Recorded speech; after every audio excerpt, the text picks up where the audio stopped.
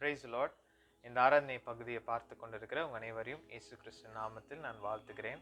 ஒரு முக்கியமான ஒரு அறிவிப்பு. ஒருவேளை இதை பார்க்குற உங்களில் சிலர் சபைக்கு செல்லுகிற கிறிஸ்தவர்களாக இருப்பீர்கள் என்றால், இந்த ஆராதனை பகுதி எந்த விதத்திலும் நீங்கள் போகிற சபையின் ஆராதனைக்கு பதிலாக கிடையாது.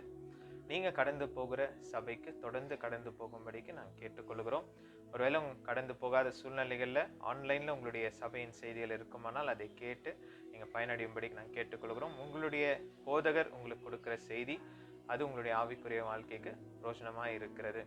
ஒருவேளை அதோடு கூட சேர்ந்து இந்த எங்களுடைய செய்திகள் உங்களுடைய ஆவிக்குரிய வளர்ச்சிக்கு பிரோஜனமாக இருக்குமானால் இதை நீங்கள் கண்டு பயனடையும்படிக்கு நாங்கள் கேட்டுக்கொள்கிறோம். ஒருவேளை சபைக்கு போகாதவர்கள் நீர் பார்த்து கொண்டிருப்பீர்கள். ஆனால் ஒருவேளை நீங்கள் பெங்களூர் பட்டணத்தில் இருக்கிறீங்க, ஒரு சபையோடு கூட இணையணும், உங்களுடைய ஆவிக்குரிய வாழ்க்கையில் நீங்கள் வளர விருப்பப்பட்டீங்கன்னா டிஸ்கிரிப்ஷனில் இருக்கிற நம்பருக்கு நீங்கள் தொடர்பு கொள்ளும்படிக்கு நாங்கள் கேட்டுக்கொள்கிறோம். கர்த்தர் உங்களை ஆசீர்வதிப்பாராக.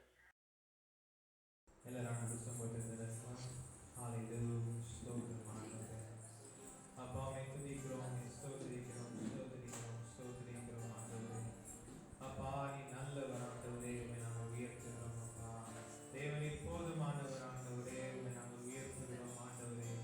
அப்பா நீ ரட்சகர், அப்பா உம்மை நாங்கள் உயர்த்துகிறோம் ஆண்டவரே. நீ ராஜாவே, உம்மை நாங்கள் உயர்த்துகிறோம் ஆண்டவரே. நேசரே, உம்மை நாங்கள் உயர்த்துகிறோம் அப்பா. எங்கள் மனவாளனே, உம்மை நாங்கள் உயர்த்துகிறோம் ஆண்டவரே. நீர் ஒருவரே ஆண்டவரே, துதி கன மகிமைக்கு நீர் பாத்திரராய் இருக்கிறீரப்பா. உம்மை நாங்கள் உயர்த்துகிறோம் உயர்த்துகிறோம் உயர்த்துகிறோம் உயர்த்துகிறோம் ஆண்டவரே. என்னை காக்கின்ற தேவன் நீர் ஆண்டவரே. என்னை சுமந்து வருகிற தேவன் நீர் ஆண்டவரே. எங்களை பாதுகாக்கின்றே நன்றி ஆண்டவரே. இரவும் பகலும் தூங்காமல் உறங்காமல் காக்கின்றே உமக்கு நாங்கள் நன்றி செலுத்துகிறோம். நல்ல மேய்ப்பனை நடத்தி வருகிறீரே, நாங்கள் நன்றி செலுத்துகிறோம் ஆண்டவரே. மேல் இரக்கமாக இருப்பவரே, உமக்கு நாங்கள் நன்றி செலுத்துகிறோம் ஆண்டவரே. அப்பாயுமே திருமையை கொடுக்கின்ற தேவனே, உமக்கு நாங்கள் நன்றி செலுத்துகிறோம். எங்களுடைய பலனே, உமக்கு நாங்கள் நன்றி செலுத்துகிறோம்.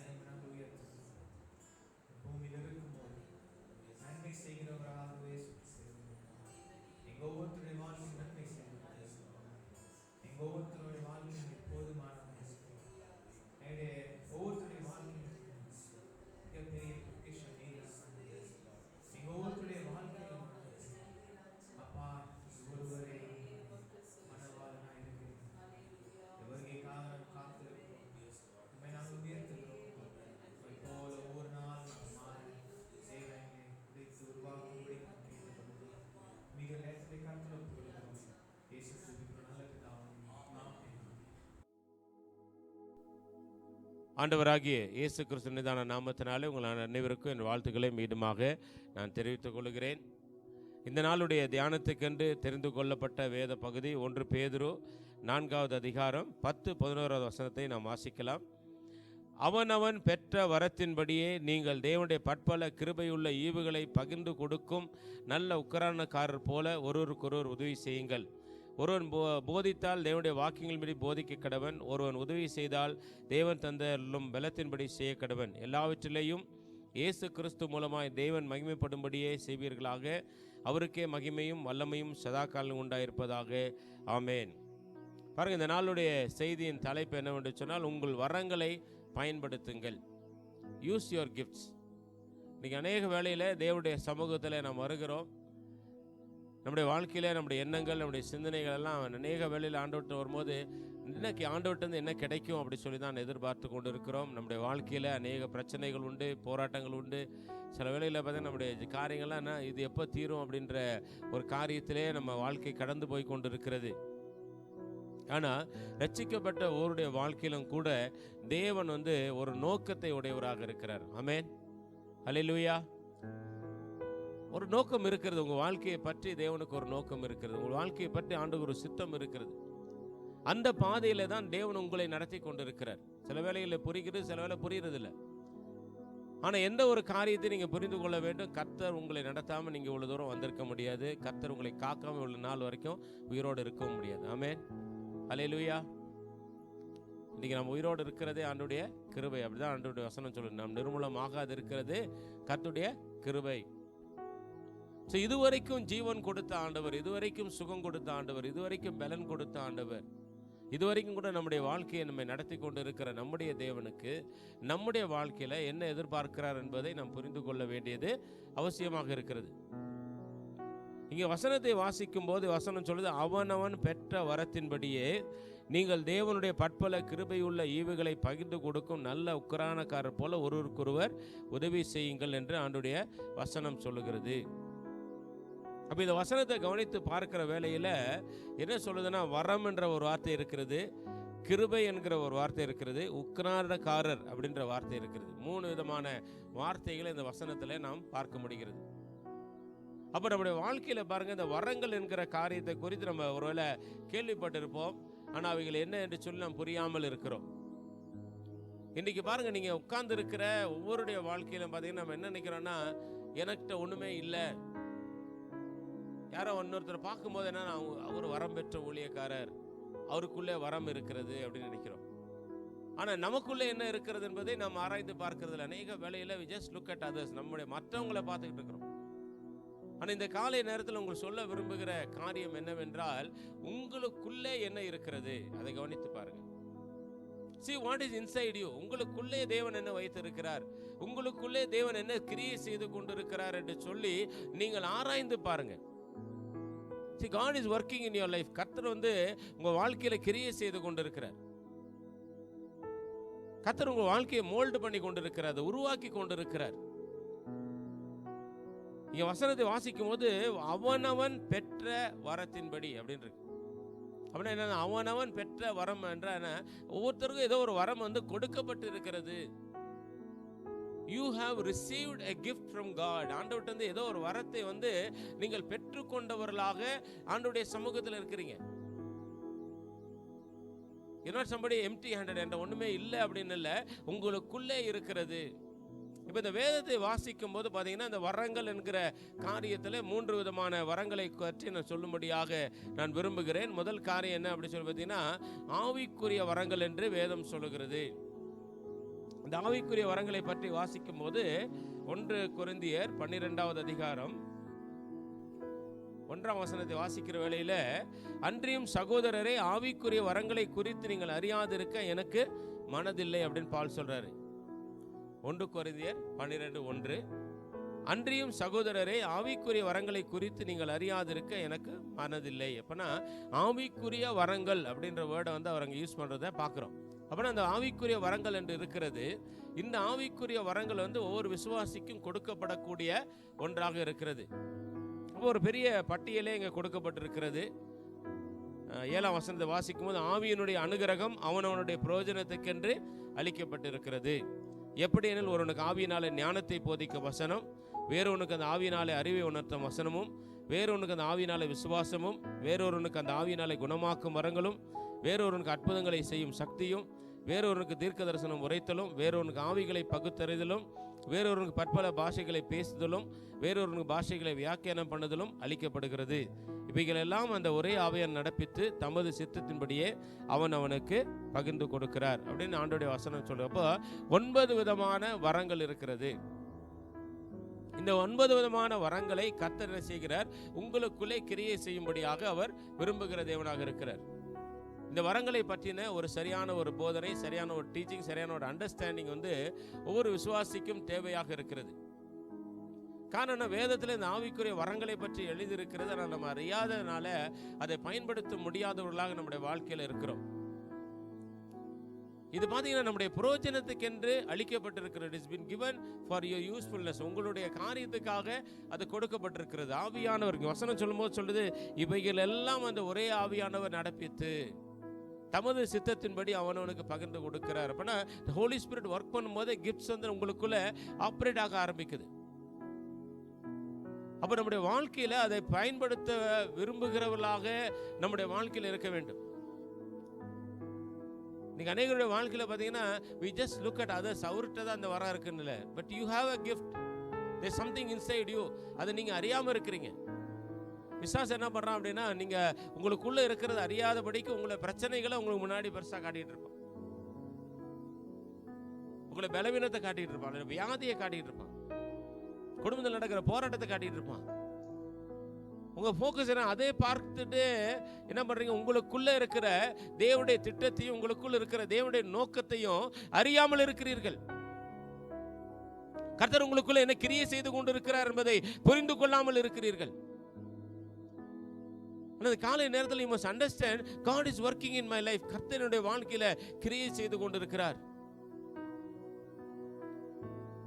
என்னை கொண்டு ஏதோ ஒன்றை செய்யும்படியாக தேவன் இந்த பூமியில என்னை வைத்திருக்கிறார். உலகத்தில் எத்தனை பேர் மரித்து போய் கொண்டிருக்கிறாங்க. ஆனால் கர்த்தருடைய கிருபை நம்மை ஜீவனோடு வைத்திருக்கிறது. அப்ப அந்த ஜீவனோடு வைத்திருக்கிற அந்த காரியத்தில் என்ன நினைக்கணும் அப்படின்னா, ஆண்டவர், what is the plan you have about my life? என்னுடைய வாழ்க்கையை பற்றி என்ன ஒரு திட்டம் வைத்திருக்கிறீர்? இதை நம்முடைய வாழ்க்கையில சிந்தித்து பார்க்க வேண்டியது அவசியமாக இருக்கிறது.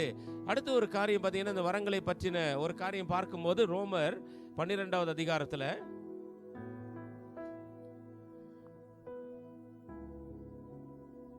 4ஆம் வசனத்திலிருந்து வாசிக்கிறேன். ஏனெனில் நமக்கு ஒரே சரீரத்திலே அநேக அவயங்கள் இருந்தும் எல்லா அவயங்களும் ஒரே தொழில் இராதது போல அநேகராகிய நாமும் கிறிஸ்துவுக்குள் ஒரே சரீரமாய் இருக்க ஒருவருக்கொருவர் அவயங்களாய் இருக்கிறோம். நமக்கு அருளப்பட்ட கிருபையின்படியே நாம் வெவ்வேறான வரங்கள் உள்ளவர்களானபடியினால் நம்மில் தீர்க்க தரிசனம் சொல்லுகிற வரத்தை உடையவன் விசுவாச பிரமாணத்துக்கு கேட்டதாக சொல்ல கடவன், ஊழியம் செய்கிறவன் ஊழியத்திலும், போதிக்கிறவன் போதிக்கிறதிலும், புத்தி சொல்லுகிறவன் புத்தி சொல்லுகிறதிலும் தரித்திருக்க கடவன், பகிர்ந்து கொடுக்கிறவன் வஞ்சனை இல்லாமல் கொடுக்கடவன், முதலாளியானவன் ஜாக்கிரதையா இருக்கடவன், இரக்கம் செய்கிறவன் உற்சாகத்துடனே செய்ய கடவன். இங்கே வசனம் சொல்லும்போது எப்படி சொல்லுதுன்னா, ஏனெனில் நமக்கு ஒரே சரீரத்தில் அநேக அவயங்கள் இருந்தும் எல்லா அவயங்களுக்கும் ஒரே தொழில் இராதது போல. நல்லா கவனிச்சு பாருங்க.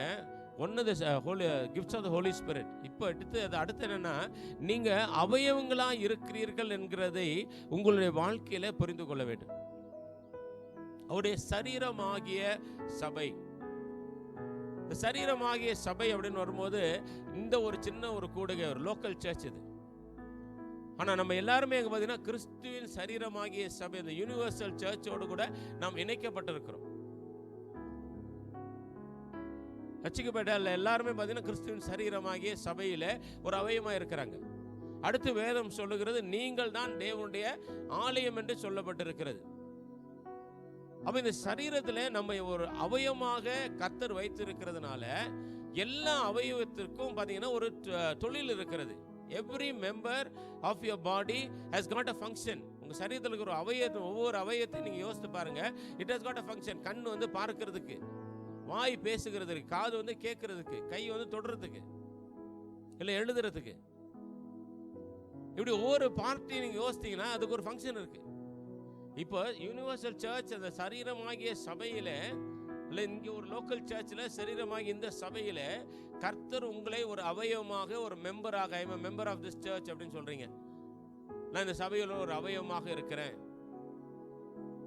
அப்படின்னா, மெம்பர் அப்படின்னா என்ன? அவயவம். அவயவம்னா என்ன? It has got some function.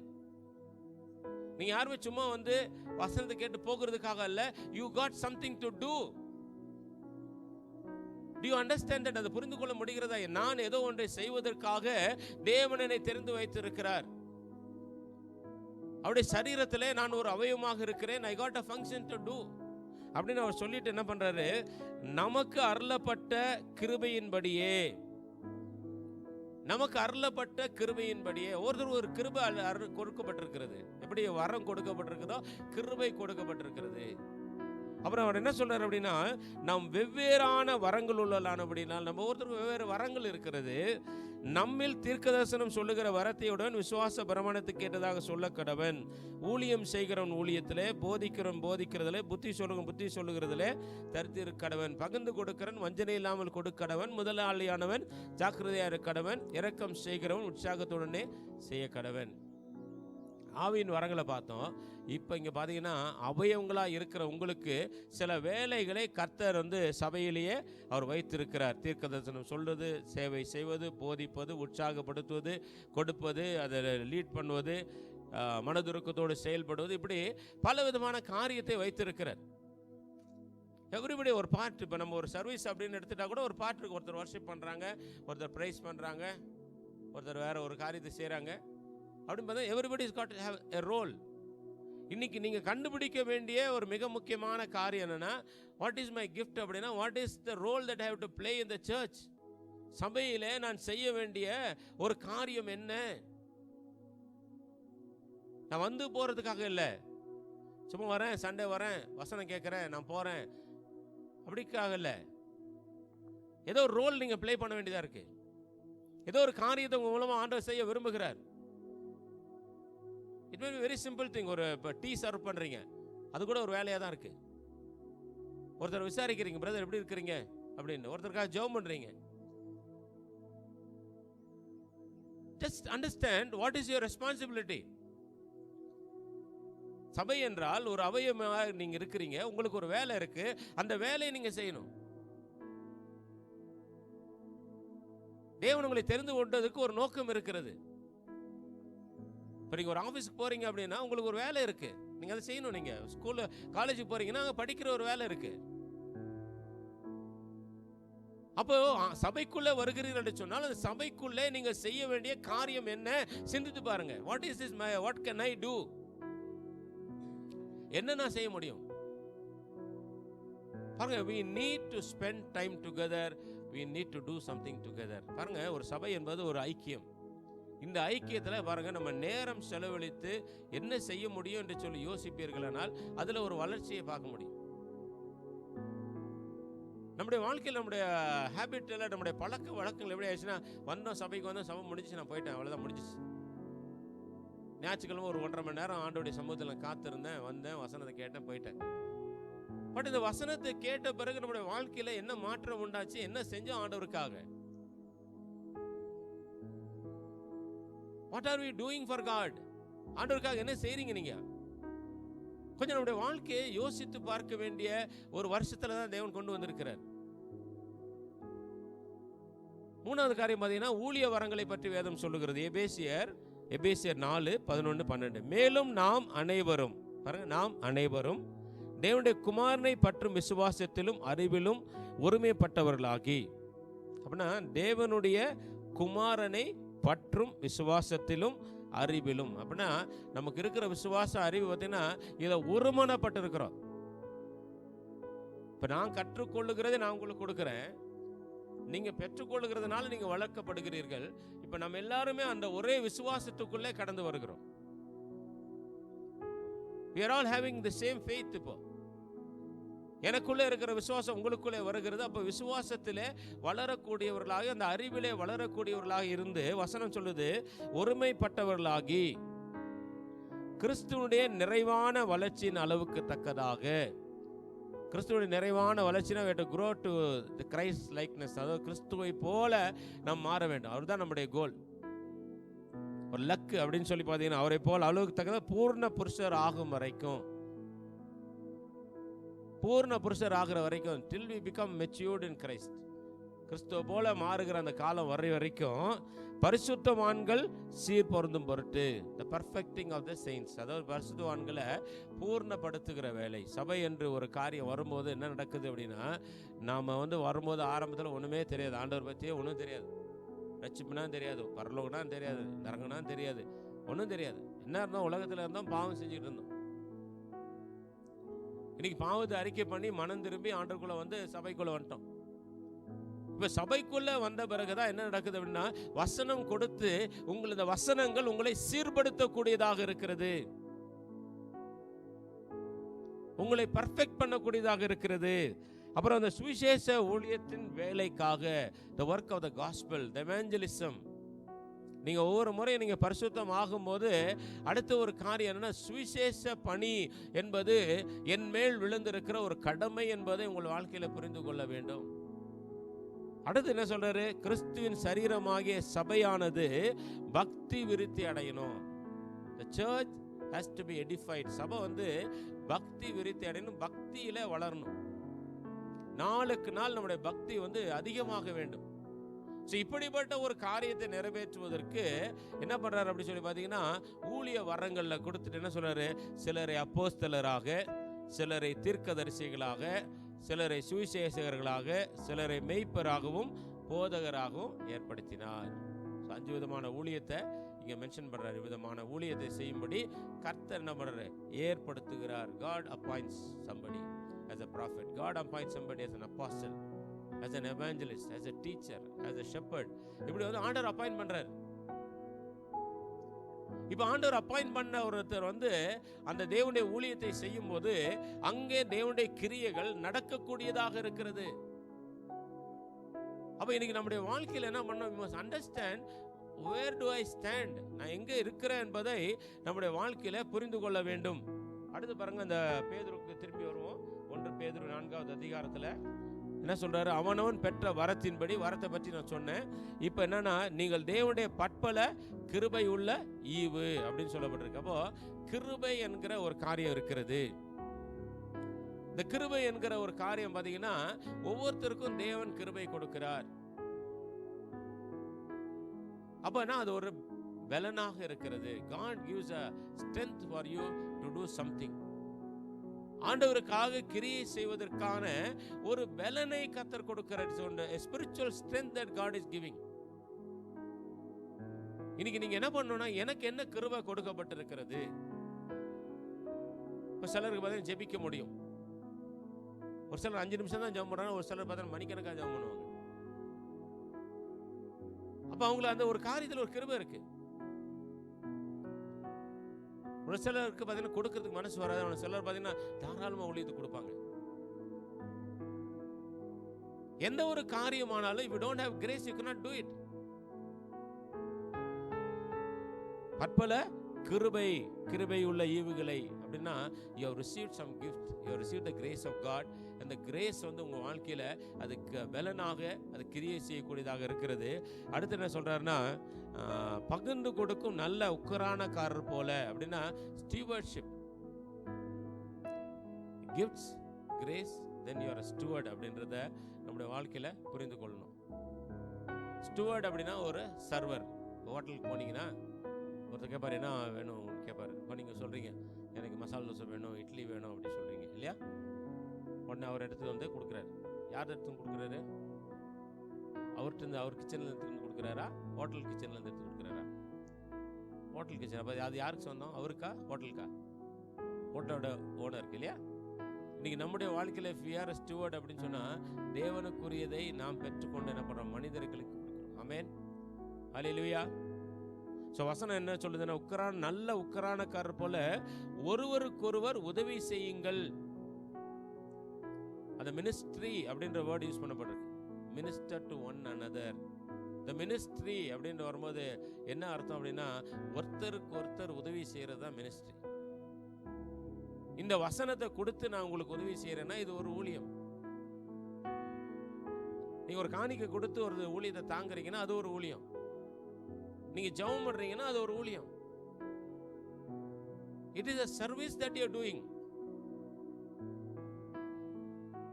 Help பண்றீங்க சர்ச்சோட பாய் போடுறதுக்கோ அல்லது சர்ச்சோட அரேஞ்ச்மெண்ட்ஸ்க்கோ, ஏதோ ஒரு காரியத்தில் மினிஸ்ட்ரி இன்வால்வ்மெண்ட் வரீங்க. இப்போ என் கூட வரீங்க, ஊழியத்துக்காக வரீங்க.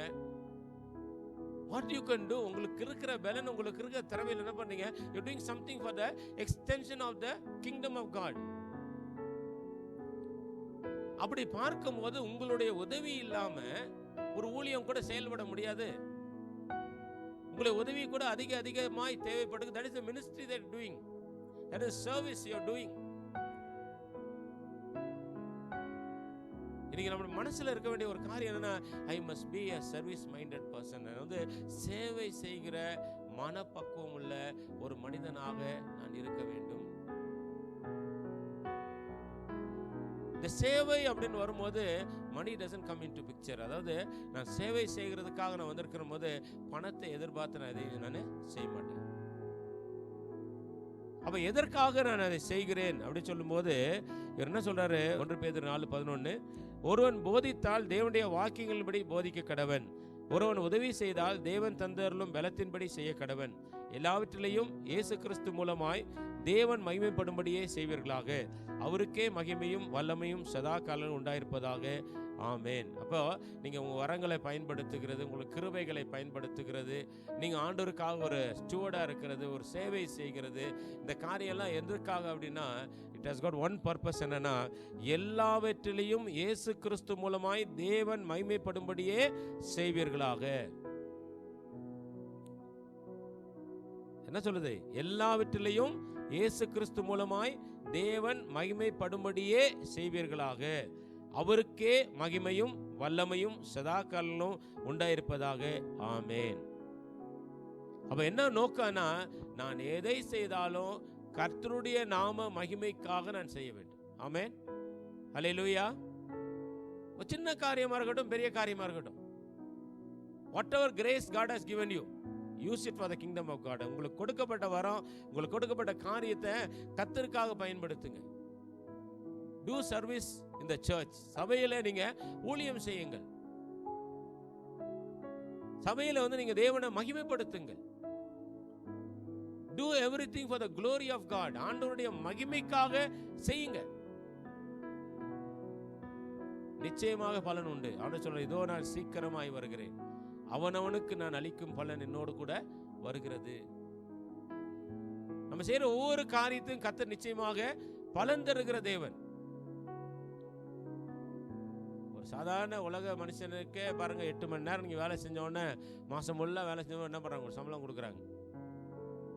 உனக்கு இவ்வளவு சம்பளம் பா அப்படின்னா அந்த சம்பளத்துக்காக நம்ம என்ன பண்றோம், வேலை செய்யறோம். ஆனா இன்னைக்கு நம்முடைய வாழ்க்கையில கர்த்தர் எதுவுமே சொல்றது இல்லை, இவ்வளவு தரேன் அப்படின்னு சொல்றது இல்லை, இதை நான் செய்வேன்னு சொல்றது இல்லை. ஆனா நீங்க உண்மையா நீங்க ஆண்டவருக்கு இருந்து பாருங்க, உங்களுடைய காரியங்களை கர்த்தர் பார்த்துக் கொள்வார். உங்க தேவைகளை சந்திக்க அவராலே ஆகும். அவரால் கூடாத காரியம் ஒன்றும் இல்லை. பாருங்க, இன்றைக்கு நம்முடைய வாழ்க்கையில எப்படி நான் செய்வது அப்படின்னு சொல்லி பார்க்கும்போது, என்னுடைய வரத்தை எப்படி நான் பயன்படுத்துறதுன்னா, make use of the opportunity that is available. இருக்கிற வேலையை செய்வதற்கு நீங்க முன்னாடி வாங்க. முதல்ல whatever you can do it. முதல்ல செய்ய ஆரம்பிங்க. Say yes I will do this. நான் வந்து ஜெபம் பண்றேன், நான் வந்து செய்யறேன் அப்படின்னு சொல்றேன். அந்த கம்மிங் ஃபார்வர்ட் பாருங்க, நாமே வாலண்டியரா கொடுக்கிறது தான் தேவனுக்கு பிரியமான ஒரு காரியமா இருக்கும் நம்முடைய வாழ்க்கையில. when you volunteerனா தன் ஆர்வமுள்ள சேவை செய்யறவங்க, coming forward to do something without any expectation, எதையுமே நீங்க எதிர்பார்க்காம கர்த்தருக்காக நீங்க செய்ய ஆரம்பிக்கும் போது நம்முடைய தேவன் அதை பார்த்து கொண்டிருக்கிறார். உங்களுடைய தன் ஆர்வத்தையும் உங்களுக்குள்ள இருக்கிற பாரத்தையும் கர்த்தர் பார்த்துட்டு இருக்கிறார். The Lord is seeing everything. அப்போ என்ன பண்றாரு அப்படின்னா, உங்களுடைய காரியத்தை கவனித்து அவர் வந்து உங்களுக்கு வேண்டிய பலனை கொடுக்கக்கூடியவராக இருக்கிறார். அவருக்கு தெரியாம எதுவுமே இல்லை. நீங்க போறது தெரியும், உட்கார்றது தெரியும், நீங்க அழுவுறது தெரியும், கஷ்டப்படுறது தெரியும், நெருக்கப்படுறது தெரியும், எல்லாமே அவருக்கு தெரியும். நிச்சயமாக விடுவிக்கிற தேவன் இருக்கிறார். அதே சமயத்துல நீங்க அவருக்காக என்ன செய்ய போறீங்க? உங்களுக்கு கொடுக்கப்பட்டிருக்கிற ஒரு வாழ்க்கையில கர்த்தரை எப்படி மகிமைப்படுத்த போறீங்க? Make use of the opportunity that is given. அப்புறம் பாருங்க, உங்களுடைய பேஷன், அதாவது உங்களுக்குள்ள இருக்கிற அந்த உருக்கம் இல்லை, உங்களுக்குள்ள இருக்கிற பாரம் என்னன்னு பாருங்க. சிலருக்கு ஆண்டவரை துதிக்கணும்னு இருக்கும், சிலருக்கு ஆண்டவர் கொடுக்கணும்னு இருக்கும், சிலருக்கு நான் இப்படி ஹெல்ப் பண்ணணும்னு இருக்கும். ஏதோ ஒன்று உங்களுக்குள்ள யூ வில் பி மோட்டிவேட்டட். உங்களுக்குள்ள பார்த்தீங்கன்னா அது தானாகவே உள்ள ஒரு இதை செய்யணும் அப்படின்ட்டு. அது என்னன்னு கவனிங்க, நேச்சுரலாக வரும். It will just come. இது செய்யணும், அது உங்களுக்கு கஷ்டமா தெரியாது. இப்படி வெரி ஹார்ட் ஒர்க் ஆனால் கூட கர்த்தருக்காக நீங்க செய்யும் போது அது லேசா தெரியும். அது நீங்க அதை செய்ய முன் வருவீங்க, அதுல நீங்க ஈடுபட ஆரம்பிங்க. அப்புறம் பாருங்க, ஆவியானவர் உங்களுக்குள்ள இருக்கிறார். பரிசுத்த ஆவியானவர் உங்களை எப்படி நடத்துறாருன்னு கவனிங்க. See how the Holy Spirit is guiding you. உங்க ஆவியானவர் உங்களை எப்படி நடத்திட்டு போறாரு அப்படின்னு கவனிச்சு பாருங்க. இப்படி கவனித்து என்ன பண்ணுங்க, ஸ்டார்ட் டூயிங். உங்களுக்கு கொடுக்கப்பட்ட வரத்தை பயன்படுத்துங்க, உங்களுக்கு கொடுக்கப்பட்ட கிருபைகளை பயன்படுத்துங்க. உங்களுக்கு ஆண்டவர் என்ன கொடுத்திருக்காரோ அது நல்ல உக்கிரானக்காரரா இருங்க. எல்லாவற்றையும் ஆண்டவருடைய நாம மகிமைக்காகவே செய்யுங்க. whatever you do it for the glory of God. ஆண்டவருடைய நாமம் மகிமைப்படும். கண்களை மூடி நாம் ஜெபிக்கலாம். அன்பின் ஆண்டவரே, இந்த நேரத்துக்காக நன்றியோடு உம்மை துதிக்கிறேன், உம்மை ஸ்தோத்திரிக்கிறேன். இந்த வசனத்தை கேட்டு தங்களை ஒப்பு கொடுத்த எல்லா தேவ பிள்ளைகளுக்காக இப்பொழுது நான் ஜெபிக்கிறேன். அப்பா, ஆண்டவருடைய கரம் ஒவ்வொருவரையும் தொடும்படியாக நான் ஜெபிக்கிறேன். ஒவ்வொருவரும் ஆண்டவரை உமக்காக எழும்பி பிரகாசிக்க கர்த்தர் உதவி செய்ய வேண்டும் என்று சொல்லி ஜெபிக்கிறேன். தொடர்ந்து ஆசீர்வதிங்க, உங்களுடைய மன விருப்பங்கள் எல்லாவற்றையும் நிறைவேற்றுங்க, தேவைகளை சந்திங்க, நல்ல ஆரோக்கியத்தை சரீரத்தில் கொடுத்து நடத்தும். நீர் அப்படி செய்வதற்காக நன்றி. உங்களுடைய நாமத்தை மகிமைப்படுத்திக் கொள்வீராக. சகல துதிகன மகிமை எல்லாவற்றையும் நீர் எடுத்துக்கொள்ளும். இயேசுவின் மூலம் பிதாவே, ஆமென், ஆமென், ஆமென். என் ஆத்துமாவே கர்த்தரை ஸ்தோத்திரி, என் முழுமை பரிசுநாமத்தை ஸ்தோத்திரி. என் ஆத்துமாவே கர்த்தரை ஸ்தோத்திரி, கர்த்தர் செய்த சகலவால் மறாதே. ஆமென். நம்முடைய கர்த்தராக இருக்கிற இயேசு கிறிஸ்துவின் கிருபையும் பிதாவாகிய தேவனுடைய அன்பும் பரிசுத்த ஆவியானவரின் ஐக்கியம் நம் அனைவரோடு மீண்டும் இருப்பதாக இருப்பதாக.